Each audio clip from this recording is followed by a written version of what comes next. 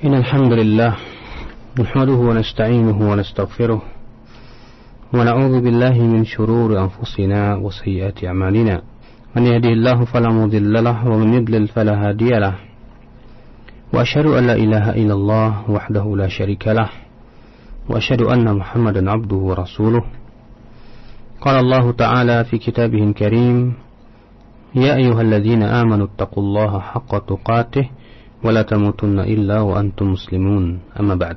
Para pendengar roja yang berbahagia, kita melanjutkan kajian kita ilmu ushul bidah dan kita masuk ke fasal yang ke-6. Itu sebuah judul yang sangat bagus dan sangat kita butuh untuk memahaminya. Apa itu? Kata beliau, al-hasan ma hasanahu syar'u, bahwa sesuatu yang baik itu adalah yang dianggap baik oleh syariat kita ini. Artinya ya akhi, bahwa di dalam menilai sesuatu itu baik atau buruk, jangan hanya berpatokan kepada menurut pendapat ataupun ra'yu kita. Bukan hanya sebatas menurut perasaan kita, tidak. Namun kebaikan atau keburukan yang hakiki adalah yang ditunjukkan oleh syariat itu sebagai sebuah kebaikan. Karena tentu kita semua setuju bahwa ilmu manusia ini terbatas, pengetahuan manusia terbatas. Sedangkan ilmu Allah subhanahu wa ta'ala itu sangatlah luas. Ya, kesempurnaan ilmu Allah subhanahu wa ta'ala untuk mengetahui sebagai sebuah kebaikan atau keburukan tentu adalah merupakan perkara yang tidak diperselisihkan lagi. Makanya Allah subhanahu wa ta'ala mengingatkan di dalam Al-Quranul Karim. Allah berfirman, wa asa an takrahu syai'an wa huwa khairul lakum wa asa an tuhibbu syai'an wa huwa syarrul lakum.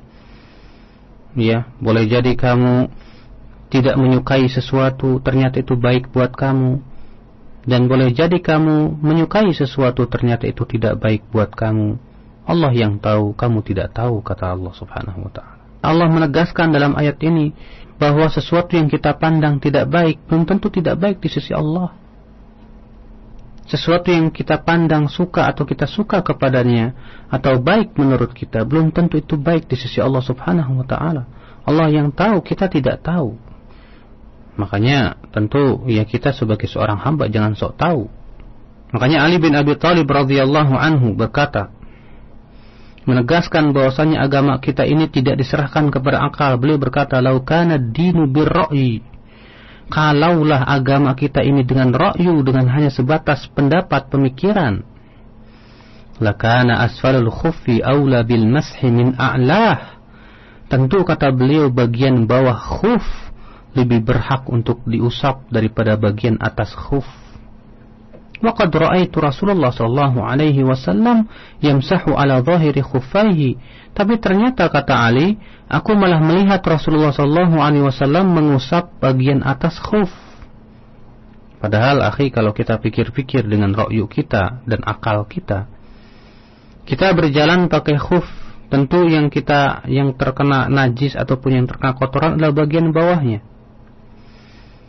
Ya, kalau kita berbicara secara ra'yu dan perasaan atau pendapat, mungkin kita katakan bahwa bagian bawah itu lebih berhak untuk diusap. Tapi ternyata kata Ali bin Abi Thalib, justru aku malah melihat Rasulullah SAW mengusap bagian atas khuf.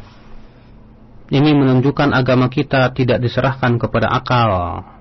Agama kita tidak diserahkan kepada pendapat ra'yu manusia, tidak. Agama kita ini diserahkan kepada Allah dan Rasulnya. Umar bin Khattab radhiyallahu anhu tatkala mencium Hajar Aswad, apa kata Umar? Inni la'a'lam annaka hajarun la tadur wa la tanfa. Walaula anni ra'aitu Rasulullah sallallahu alaihi wasallam yuqabbiluk ma qabbaltuk. Ya, kata Umar, aku tahu hai batu, kamu itu tidak bisa memberikan manfaat dan mudarat. Kalau bukan karena aku melihat Rasulullah sallallahu alaihi wasallam menciummu, aku tidak akan menciummu, kata Umar. Buat apa mencium batu yang tidak bisa memberikan manfaat dan mudarat? Tapi karena itu adalah perkara yang disyariatkan oleh Rasulullah, maka aku menciummu, kata Umar. Masya Allah, sebuah pemahaman yang dalam sekali. Ikhwatal Islam, maka kewajiban kita sebagai seorang hamba untuk memandang segala sesuatu itu baik menurut Allah dan Rasulnya baik. Jangan menurut saya, menurut kiai atau menurut si fulan dan fulan itu baik, ternyata itu tidak baik di sisi Allah subhanahu wa ta'ala. Makanya Al-Allama Abu Syama Al-Maqdisi dalam kitab Al-Ba'its halaman 50 berkata, "Fal wajibu 'alal 'alim fima yaridu 'alaihi minal waqa'i wa ma yus'alu anhu minasy syara'i'." Kewajiban seorang ulama tatkala ada permasalahan-permasalahan yang sifatnya kontemporer ataupun yang lainnya, atau perkara-perkara yang ditanyakan berupa syariat-syariat, ar-ruju'u ila ma dalla alaihi kitabullahil munazzal, kewajiban seorang ulama adalah apa? Kembali kepada apa yang ditunjukkan oleh kitabullah yang Allah turunkan, wa masahha an nabiyhi sadiqil mursal, dan yang telah sahih dari Nabi sallallahu alaihi wasallam yang jujur dan diutus, wa makana alaihi ashabuhu wa man ba'dahum min as-sadril awwal, dan apa yang dipegang difahami oleh para sahabat dan generasi setelah mereka dari generasi yang pertama. Fama wafaqa dzalik, kata beliau, maka apa saja yang sesuai dengan itu, Al-Quran, hadis dan pemahaman sahabat, adina fihi wa amar, maka dia baru mengizinkan dan memerintahkan. Wa ma khalafahu, dan apa-apa yang bertentangan dengan itu, maka itu dilarang. Pendapat siapapun kalau bertentangan dengan Al-Quran dan hadis dan pemahaman para sahabat, maka kewajiban kita adalah berusaha untuk menolaknya. Fayakunu bidzalika qad amana wattaba'a, sehingga kalau dia melakukan seperti itu, ya, dia mengikuti Al-Quran, dia mengikuti sunnah Rasul, dia pun mengikuti pemahaman para sahabat, ia berarti telah beriman dan mengikuti. Wala yastahsin, dan tidak boleh dia menganggap baik dengan akalnya. Fa inna man istahsana faqad syara'a, kata beliau, karena orang yang sudah menganggap baik segala sesuatu itu dengan akalnya saja, berarti ia telah membuat syariat. Ikhwatul Islam, ini perkataan man istahsana syai'an faqad syara'a, ini barang siapa yang menganggap baik sesuatu, berarti ia telah membuat syariat. Sebuah pokok yang penting yang harus antum fahami, di mana itu adalah perkataan yang masyhur dari Imam Syafi'i rahimahullah. Imam Syafi'i berkata, orang yang menganggap baik sesuatu sama saja ia telah membuat syariat. Ya, sekarang kalau misalnya kita menganggap baik sesuatu yang tidak dianggap baik oleh Allah, yang tidak pernah dicontohkan oleh Rasulullah, maka berarti apa yang terjadi, kita telah menganggap baik atau membuat syariat yang tidak pernah Allah turunkan. Na'udzubillah. Ikhwatal Islam, a'azzani Allah wa iyyakum. Pembahasan ini sangat penting karena di masyarakat di Indonesia ini sering kali, ya, ketika kita tegur atau kita nasihati atau kita peringatkan tentang suatu perkara yang itu tidak ada asal usulnya dari syariat, ya selalu mereka beralasan apa? Ini kan baik. Masa sih, ya, yang baik seperti ini dilarang, katanya.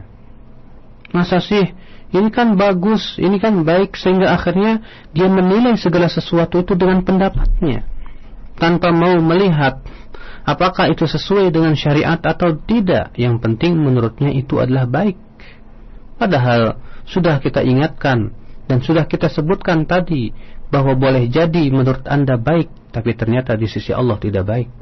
Ya, boleh jadi menurut Anda tidak baik, tapi ternyata di sisi Allah itu baik. Wallahu ya'lamu antum la ta'lamun. Allah yang tahu, kalian ini tidak tahu, kita semua tidak tahu. Kewajiban kita adalah mengikuti syariat Allah dan Rasulnya. Itu kewajiban kita. Ikhwatal iman, a'azzani Allah wa iyyakum. Makanya sungguh aneh kalau ada orang berkata, ya ada bid'ah hasanah. Katanya ada bid'ah yang sifatnya hasanah, bid'ah yang baik. Tentu ikhwatal Islam, ya, betapa kita tidak heran, sebab ketika kita bertanya kepada mereka yang mengatakan adanya bid'ah hasanah, mereka sendiri tidak bisa memberikan definisi yang tepat terhadap bid'ah hasanah itu sendiri. Sesuatu yang sangat bertabrakan. Bid'ah artinya sesuatu yang tidak ditunjukkan oleh dalil, hasanah artinya sesuatu yang ditunjukkan oleh dalil. Kaif? Ya, dikumpulkan sesuatu yang saling bertabrakan. Demikian pula kalau kita bertanya, kalau misalnya dikatakan bid'atun hasanah, bid'ah yang baik, kita bertanya kepada mereka, ya baik ini menurut siapa? Kalau mereka menjawab, oh ini baik menurut saya, atau mereka menjawab baik ya menurut pelakunya masing-masing, tentu kita katakan hatta Fir'aun pun menganggap baik perbuatannya tersebut. Ya, orang-orang yang melakukan kesesatan selalu mereka menganggap bahwa perbuatannya itu baik. Orang-orang liberal juga menganggap bahwa dirinya telah berbuat baik. Orang munafik juga ketika dikatakan oleh Allah apa? Wa idza qila lahum la tufsidu fil ardi qalu innama nahnu muslihun, kata orang munafikin. Ya, apabila dikatakan kepada mereka, jangan kalian berbuat kerusakan di muka bumi, apa jawab orang munafik? Ya, kami ini kok berbuat baik. Ya, kami ini berbuat baik kok, katanya. Tapi Allah membantah, ala innahum humul mufsidun walakin la yash'urun. Ya, ketahuilah mereka itulah yang berbuat kerusakan namun mereka tidak merasakannya. Nah, kalau misalnya setiap orang mengklaim bahwa ini baik kemudian kita terima, hancurlah agama kita ini. Makanya kalau dikatakan ya kita membuka lebar-lebar pintu dan mengatakan ada bid'ah hasanah, berarti kita sama saja membuka pintu seluas-luasnya orang untuk berkreasi yang menurut dia itu baik. Akhirnya dia yang satu membuat suatu ibadah yang dianggap itu baik, yang satu lagi membuat ibadah lain yang dianggap itu baik. Ya, selama itu baik katanya itu adalah bid'ah hasanah, sehingga akhirnya tidak ada parameter yang jelas, tolak ukur yang jelas dalam menilai sesuatu itu sebuah kebaikan. Beda halnya kalau dikatakan yang baik adalah yang menurut Allah dan Rasulnya baik, yang ditunjukkan oleh dalil-dalil syariat dan kaidah-kaidahnya. Maka jelas kita katakan sahih, betul sekali. Yang baik adalah yang ditunjukkan oleh Al-Quran dan hadis, yang ditunjukkan oleh dalil-dalil syariat, oleh kaidah-kaidah syariat yang sesuai, yang benar. Ya. Maka dari itulah setiap orang yang menganggap dirinya atau menganggap perbuatannya itu baik, kewajiban kita adalah meminta dalil. Ya, taib, Anda mengatakan itu baik, mana dalilnya? Apakah menurut Allah dan Rasulnya baik? Kalau dia katakan iya, mana buktinya? Mana keterangannya? Mana hujahnya?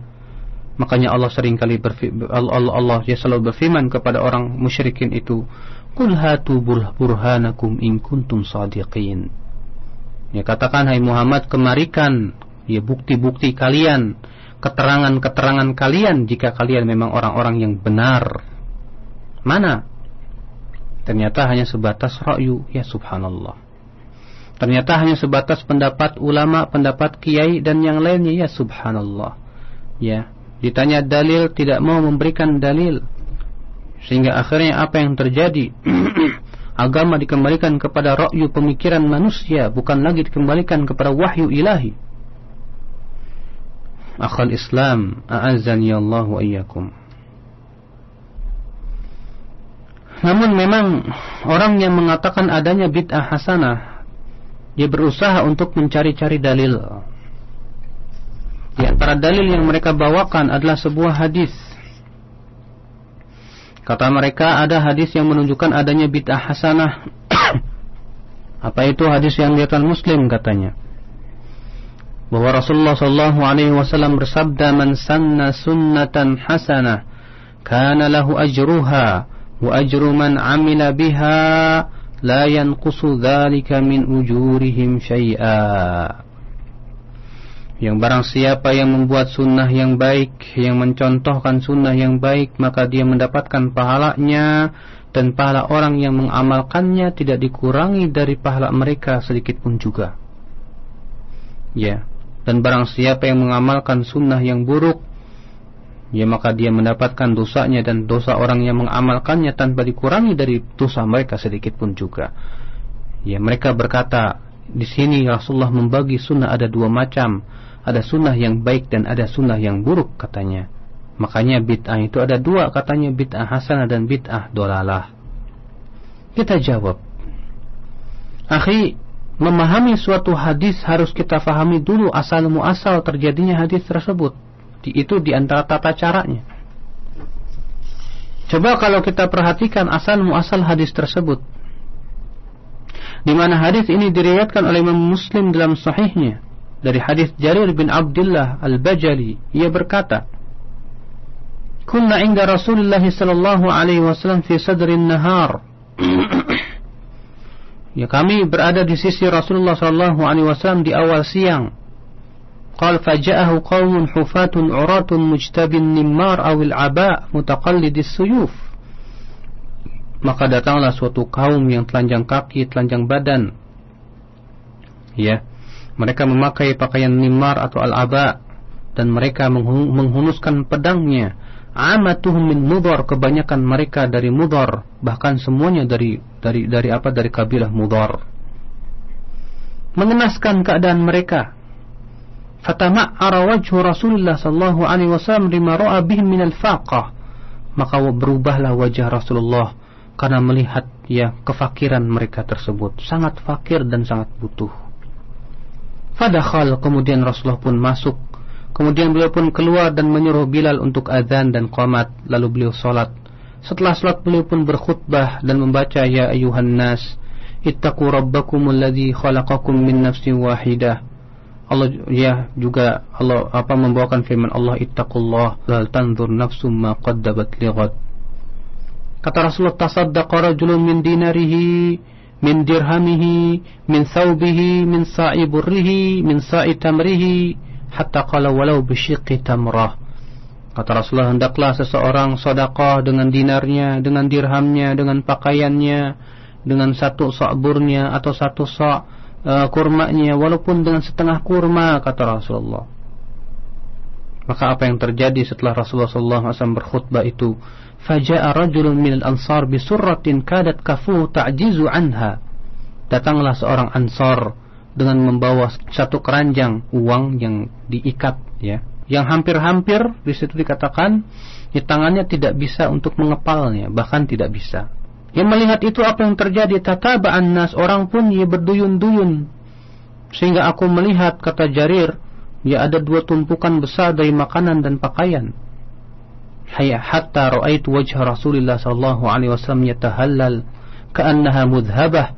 Sehingga aku melihat wajah Rasulullah sallallahu alaihi wasallam berseri-seri. Yang melihat itu Rasulullah sallallahu alaihi wasallam bersabda apa? Man sanna fil islami sunnatan hasanah. Barang siapa yang mengamalkan dalam Islam sebuah sunnah yang baik. Lihat, sunnah yang baik yang disebutkan dalam hadis ini apa? Sedekah. Dan sedekah itu diperintahkan oleh Al-Quran dan sunnah, tidak? Naam. Jadi yang dimaksud dengan man sanna fil islami sunnatan hasanah, yaitu yang mengamalkan sebuah sunnah hasanah, maksudnya adalah perkara yang disyariatkan oleh Allah subhanahu wa ta'ala, yang kemudian gara-gara kita mengamalkan sesuatu yang disyariatkan itu, orang-orang mengikutinya, maka kita pun mendapatkan pahala mereka, bukan dengan amalan yang diada-adakan, ya akhi. Coba perhatikan, sebab terjadi hadis tersebut.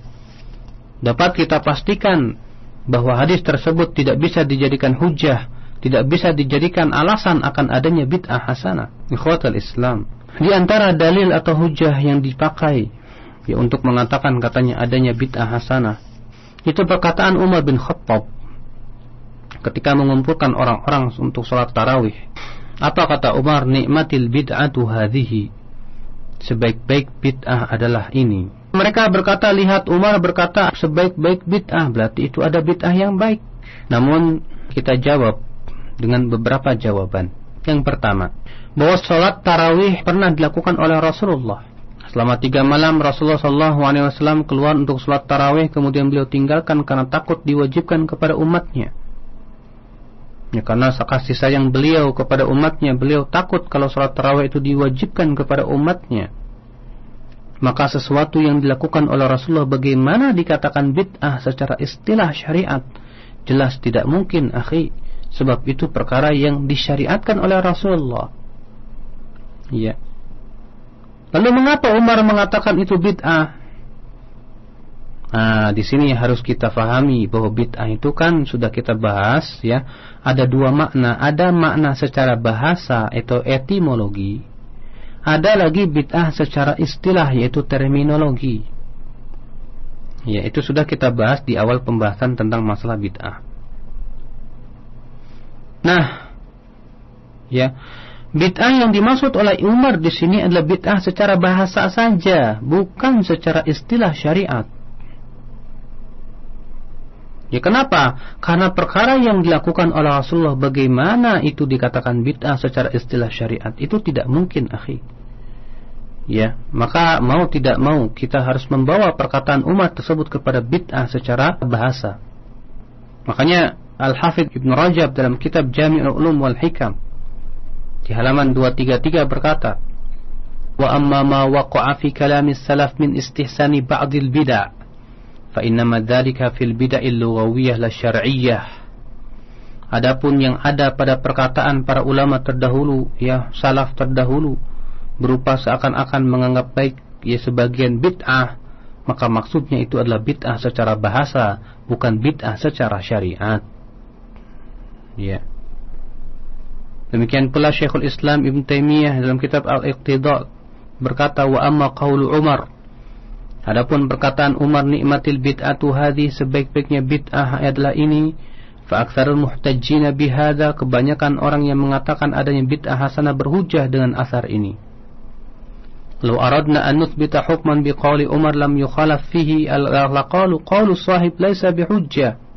Padahal kata beliau, ya kalau kita ingin menetapkan suatu hukum dengan perkataan Umar yang tidak diselisihi, tentu mereka akan berkata perkataan sahabat kan bukan hujjah. Betul. Ya. Kita saja ternyata kalau kita mau menetapkan suatu hukum dengan perkataan seorang sahabat, mereka semua sepakat dengan kita bahwasanya pendapat sahabat bukan hujjah. Ya. Fa kaifa yakunu hujjatan lahum fi khilafi qauli Rasulullah? Nah, bagaimana sekarang kalau misalnya perkataan Umar itu bertentangan dengan sabda Rasul? Lebih-lebih lagi tidak jadi hujjah. Ya.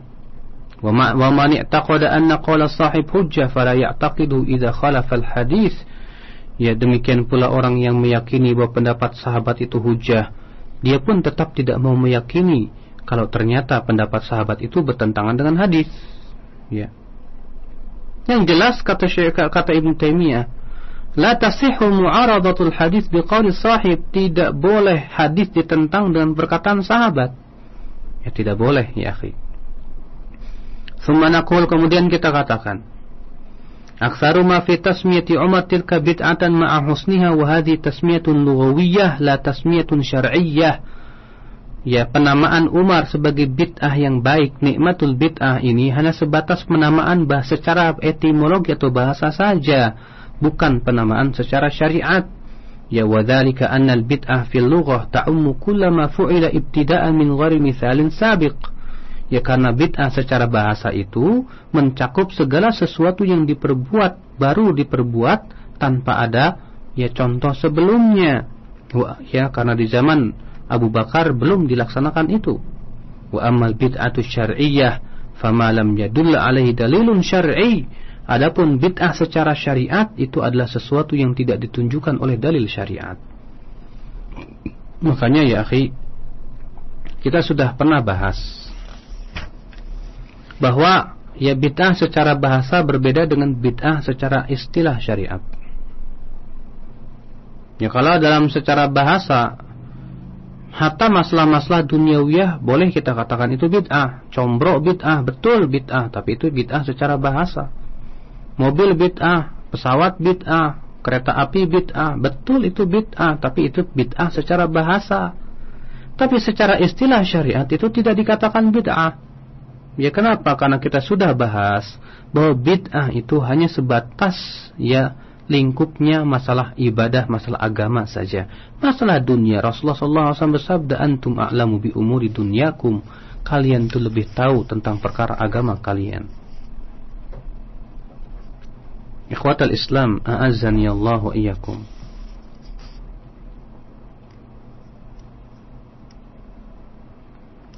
Dan lain-lainnya yang mereka jadikan hujah, bukan di sini tempatnya kita menyebutkan ya hujah-hujah mereka. Ya, tapi tidak mengapa ya beberapa hujah lain yang kita sebutkan kemudian kita bantah. Di antaranya mereka beralasan begini.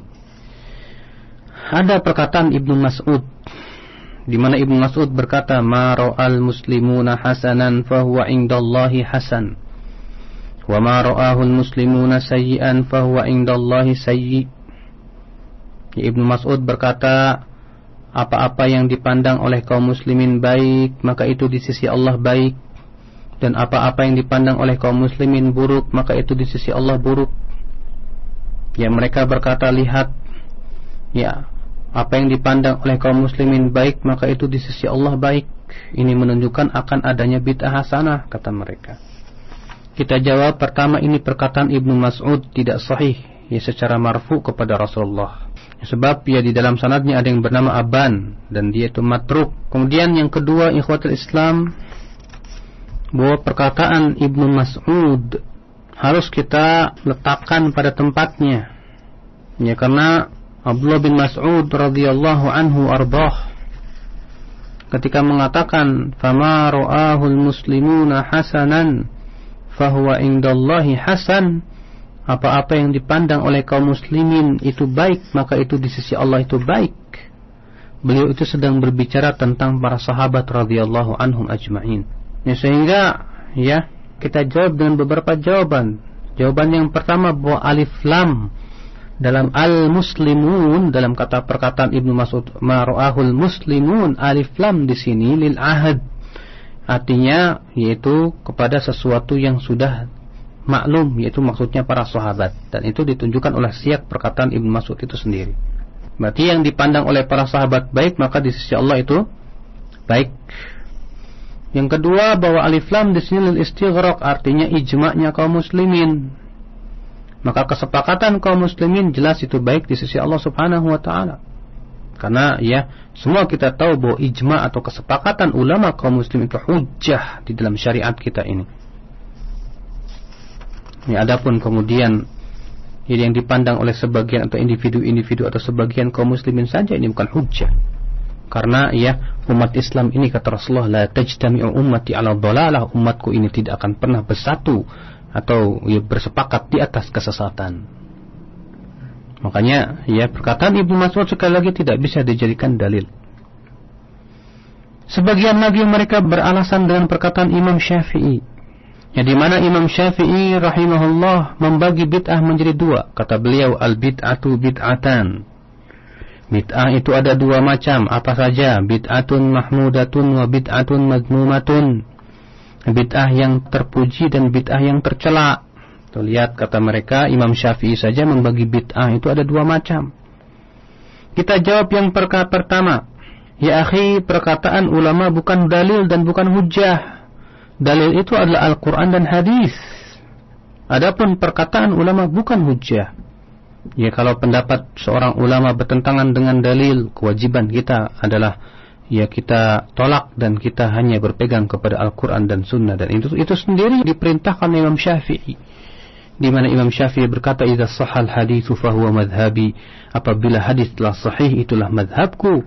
Beliau juga berkata, idza khalafa qawli haditsan sahihan fadribu qawlil haid, apabila pendapatku bertentangan dengan hadis yang sahih, ya maka buang jauh-jauh pendapatku, kata Imam Syafi'i. Yang kedua, kita katakan bahwa yang dimaksud oleh Imam Syafi'i dari kata-kata bid'ah di sini bid'ah secara bahasa, dan sudah kita sebutkan tadi perkataan Ibnu Rajab, ya, bahwa sesuatu yang ada pada perkataan salaf terdahulu, ya, berupa menganggap baik bid'ah, maka maksudnya itu adalah bid'ah secara bahasa. Beliau mengatakan bid'ah ada dua macam, bid'ah terpuji dan bid'ah tercela. Kemudian beliau memberikan definisi apa itu bid'ah yang terpuji. Wa kullu ma wafaqal kitab was sunnah. Ia adalah segala sesuatu yang sesuai dengan Al-Quran dan Sunnah, itu bid'ah yang terpuji, kata Imam Syafi'i. Sekarang akhi, sesuatu yang sesuai dengan Al-Quran dan Sunnah, yang sejalan dengan Al-Quran dan Sunnah, bagaimana akan dikatakan itu bid'ah? Yang secara istilah syariat tidak mungkin. Ya, sesuatu yang sejalan dengan syariat dari perkara-perkara yang sifatnya kontemporer namun tidak bertentangan dengan syariat, itu tidak dikatakan bid'ah, walaupun memang bid'ah secara bahasa. Ikhwatal Islam, a'azzani Allah wa iyyakum. Makanya ketika mereka berhujjah dengan pendapat Imam Syafi'i rahimahullah bahwa bid'ah itu ada dua macam, namun dalam prakteknya menyelisih Imam Syafi'i itu sendiri. Buktinya, Imam Syafi'i mengatakan al-ma'tam itu adalah haram. Ma'tam itu adalah ya tahlilan atau perayaan kematian yang dilakukan oleh sebagian kaum muslimin. Beliau Imam Syafi'i tegas mengatakan itu adalah haram dan termasuk niyahah. Tapi di zaman sekarang dari para pengikut mazhab Syafi'iyah menganggap itu baik katanya. Imam Syafi'i juga menganggap ibadah orang sufi yang dengan tarian dan nyanyian yang disertai dengan pukulan rebana dan sebagian alat musik itu sebagai sesuatu yang haram. Namun ternyata di zaman sekarang dianggap sebagai sesuatu yang baik. Ya, mereka berhujah dengan berkata Imam Syafi'i tapi tidak mau mengikuti praktek daripada praktek Imam Syafi'i itu sendiri. Nah, ini tentu sesuatu yang sangat ironis sekali. Apa maksud daripada perkataan beliau ini? Dan sudah kita sebutkan bahwasanya maksud Imam Syafi'i bid'ah di sinilah bid'ah secara bahasa, bukan secara istilah syariat. Ikhwatul Islam, dan selalu mereka mereka yang mengatakan adanya bid'ah hasanah berdalil dengan dalil-dalil yang sebetulnya kalau kita perhatikan secara cermat dan teliti, kita dapati itu adalah dalil yang sangat lemah, lebih lemah daripada sarang laba-laba. Ya, di antara mereka ada yang berkata begini, buktinya itu ya Al-Quran dikumpulkan di zaman Abu Bakar. Di zaman Rasulullah kan Al-Quran belum dikumpulkan, baru dikumpulkan di zaman Abu Bakar. Itu kan bid'ah juga katanya. Padahal ikhwatul Islam, kalau dia mau memperhatikan kaidah-kaidah usul, sesuatu yang Rasulullah SAW tidak lakukan, bisa jadi karena memang di sana masih ada penghalangnya atau belum ada pendorongnya. Rasulullah SAW tidak lakukan di zaman beliau untuk mengumpulkan Al-Quran karena memang masih ada penghalangnya. Apa itu? Yaitu Al-Quran terus-menerus turun. Ya, adapun di zaman sahabat Al-Quran telah selesai, maka dalam rangka menjaga Al-Quran, para sahabat mengumpulkannya karena telah banyak para penghafal Al-Quran yang meninggal dunia di medan perang. Maka bagaimana itu dikatakan itu bid'ah? Abadan, itu sama sekali bukan bid'ah ya akhi, itu sebuah maslahat besar. Dalam kaidah usul disebutlah itu sebagai maslahatun mursalah. Lebih-lebih itu adalah perbuatan para sahabat dan telah disepakati oleh para sahabat, dan ini adalah ijma' mereka. Sedangkan Rasulullah SAW bersabda, umatku tidak akan bersepakat di atas kesesatan. Ini adalah ijma'. Ya, mereka berkata lagi, buktinya itu ada ilmu-ilmu yang tidak pernah ada di zaman Rasulullah. Ilmu usul fikih, ilmu kaidah fikih, ilmu bahas, ilmu nahwu, ilmu sharaf. Kita katakan, akhi, di zaman Rasulullah belum dibuat ilmu seperti itu karena belum dibutuhkan. Karena para sahabat dengan kefasihan lisan mereka tidak butuh belajar ilmu nahwu dan sharaf. Mereka tidak butuh belajar kepada ilmu fikih dan kaidah fikih, karena itu semua sudah tertera di dalam sabda Rasul dan bahasa Arab yang fasih itu sendiri. Mereka faham mana yang umum dan yang khusus. Mereka faham mana yang mutlak dan muqayyad. Mereka faham apakah perintah itu menunjukkan wajib atau sunnah. Mereka faham dengan kefasihan bahasa Arab mereka, sehingga belum dibutuhkan. Namun tatkala orang-orang telah lemah bahasa Arabnya, orang-orang sudah banyak tidak faham tentang hadis-hadis Rasul dan kaidah-kaidah syariat, mulailah para ulama membuat kaidah-kaidah usul pokok-pokok daripada fikih itu sendiri. Itu bukan sama sekali bid'ah ya akhi, tapi itu sebuah kemaslahatan besar. Makanya telah kita ketahui bahwa setiap perbuatan yang tidak Rasulullah SAW lakukan, itu ada 3 keadaan. Yang pertama, beliau tidak lakukan karena masih ada penghalang. Maka tatkala penghalangnya hilang dan dibutuhkan, itu boleh dilakukan. Yang kedua, beliau tidak lakukan karena masih belum dibutuhkan atau belum ada pendorong. Maka tatkala dibutuhkan dan itu maslahatnya besar, maka boleh dilakukan. Adapun yang ketiga, beliau tidak lakukan sementara dibutuhkan dan tidak ada penghalangnya, tapi Rasulullah tetap tidak lakukan. Ini menunjukkan itu tidak disyariatkan. Fahami ini baik-baik agar kita mengetahui tentang hakikat sesuatu yang ditinggalkan oleh Rasulullah SAW. Ikhwatal Islam, kebaikan atau sesuatu yang baik adalah yang dipandang oleh Allah dan Rasulnya baik. Sesuatu yang buruk adalah yang dipandang oleh Allah dan Rasulnya buruk. Agama kita tidak diserahkan kepada akal. Agama kita tidak diserahkan kepada perasaan, tapi agama kita ini diserahkan kepada apa? wahyu Allah subhanahu wa ta'ala yang Allah turunkan dalam Al-Quran, yang diterjemahkan dan dijelaskan oleh Rasul kita yang mulia alaihi salatu wassalam, yang kemudian difahami oleh para sahabat radhiyallahu anhum ajma'in. Ini ikhwatul Islam. Sehingga kalau kita memahami seperti ini, maka kita bisa mengetahui hakikat daripada agama kita ini. Kemudian kita masuk ke pasal yang ke-7. Apa itu? Kata beliau, hadyus salaf wal amalu bin nususil ammah. Petunjuk salaf dan mengamalkan nas-nas yang umum. Ikhwatul Islam, dalam kaidah usul fikih ada dalil yang bersifat umum dan ada dalil yang bersifat khusus. Ada pula dalil yang bersifat mutlak dan ada pula dalil yang bersifat muqayyad. Dalil yang sifatnya umum tidak boleh kita, yang kewajiban kita adalah bawa kepada keumumannya, tidak boleh kita khususkan dengan tata cara tertentu atau sebab tertentu atau jenis tertentu atau tempat tertentu atau waktu tertentu kecuali dengan dalil. Suatu hadis yang mutlak kita wajib bawakan kepada kemutlakannya, tidak boleh kita ikat dengan ikatan-ikatan tertentu kecuali dengan dalil. Ini harus kita fahami ikhwatul Islam. Demikian pula dalil-dalil yang sifatnya umum pun harus kita lihat bagaimana praktek para sahabat radhiyallahu anhum ajma'in. Akhal Islam, sebuah contoh misalnya begini. Ya, karena seringkali ya orang tidak tahu bagaimana mengamalkan hadis atau dalil yang sifatnya umum. Kalau Rasulullah SAW bersabda begini, salatul jamaah afdal min salatil fadh bi 27 darajah. Salat berjamaah lebih afdal daripada salat satu sendirian 27 kali lipat. Kata Rasulullah, salat berjamaah lebih afdal daripada salat sendirian 27 kali lipat. Kemudian ada beberapa orang masuk ke masjid.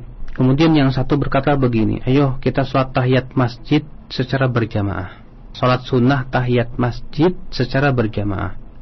Ya, ketika ditanya, kamu dalilnya mana? Dalil hadis Rasulullah SAW. Salat berjamaah lebih afdal daripada salat sendirian. Kan?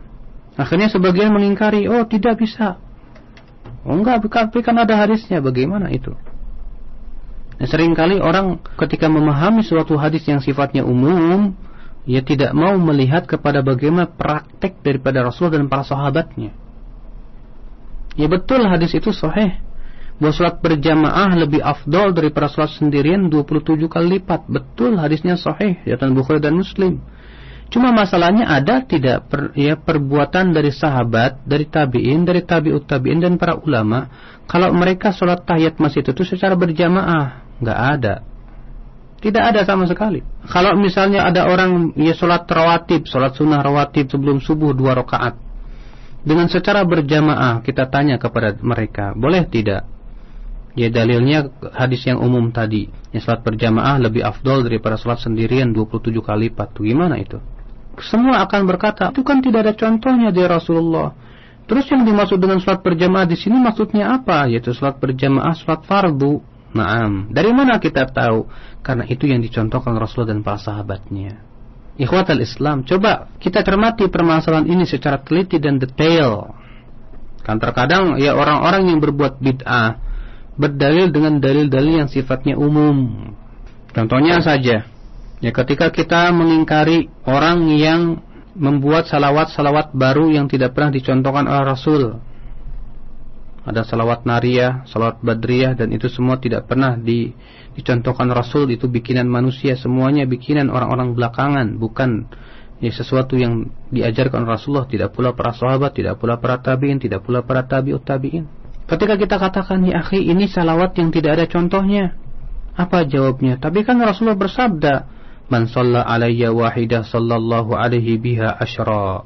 Barang siapa yang bersalawat kepadaku sekali, maka Allah akan bersalawat kepadanya 10 kali. Masya Allah, kita katakan hadisnya sahih. Hadisnya sahih, betul. Cuma masalahnya pendalilannya tidak sahih. Kenapa? Karena hadis itu sahih, namun dibawakan kepada salawat yang tidak dianjurkan oleh Rasulullah. Ya, salawat yang dibikin-bikin sendiri. Padahal seorang sahabat datang kepada Rasulullah dan berkata, wahai Rasulullah, ya, qad arafna kaifa nusallim alaik, kita sudah mengetahui hai Rasulullah bagaimana mengucapkan salam kepada engkau. Fa kaifa nusalli alaik, lalu bagaimana kami bersalawat kepada engkau hai Rasulullah. Padahal sahabat itu orang yang sangat fasih bahasa Arabnya, mampu merangkai ya syair-syair yang indah untuk membuat salawat kepada Rasulullah. Ternyata tidak berani bikin, malah nanya ke Rasulullah dan berkata, bagaimana hai Rasulullah bersalawat kepada engkau itu. Maka Rasulullah SAW mengajarkan tentang lafaz-lafaz salawat. Nah, ini dia. Membawakan dalil yang umum ternyata dibawa kepada perbuatan yang itu sesuatu yang tidak pernah dicontohkan Rasulullah SAW. Persis dengan perbuatan tadi. Ya, ada orang sholat tarawih berjamaah. Ketika ditanya apa dalilnya, itu hadisnya katanya. Sholat berjamaah lebih baik daripada sholat sendirian. Tentu semua berpendapat hadisnya sahih, cuman sayang pemahamannya yang tidak sahih. Kaif? Itu dibawa kepada perbuatan yang tidak pernah dicontohkan Rasulullah, tidak pula para sahabat, tidak pula para tabi'in dan tabi'ut tabi'in. Ketika kita mengingkari solat-solat yang diada-adakan, seperti solat apa, misalnya solat nisfu Sya'ban, yang dilakukan oleh banyak kaum muslimin, karena itu hadisnya palsu. Apa katanya? Tapi kan solat itu baik. Ya, dan Rasulullah SAW menyuruh kita untuk banyak-banyak solat. Kita katakan betul hadisnya sahih. Ya, Rasulullah SAW menyuruh kita ini banyak solat, untuk banyak sujud. Fa'inni ala nafsika bikathratis sujud, kata Rasulullah, bantulah aku untuk banyak-banyak bersujud atau banyak-banyak solat. Tapi masalahnya hadis yang umum ini jangan dibawakan kepada suatu hadis atau suatu dalil atau suatu perbuatan yang tidak ditunjukkan oleh dalil yang sahih. Ya, salat nisfu Sya'ban kata Imam Nawawi itu termasuk bid'ah yang mungkar. Kenapa? Karena hadisnya palsu. Nah, ini ikhwatul Islam, sering kali ya mereka tidak memahami bagaimana bersikap terhadap dalil-dalil yang sifatnya umum. Ya, dalil-dalil yang sifatnya umum kemudian dibawakan kepada perbuatan mereka yang mereka ada-adakan. Jelas ini tidak nyambung, Mas. Maka dari itu harus kita memahami dalil yang umum sesuai dengan yang dipahami oleh, yang dipraktekkan oleh Rasulullah dan para sahabat. Kita akan bahas lagi pada pertemuan yang akan datang. Nah.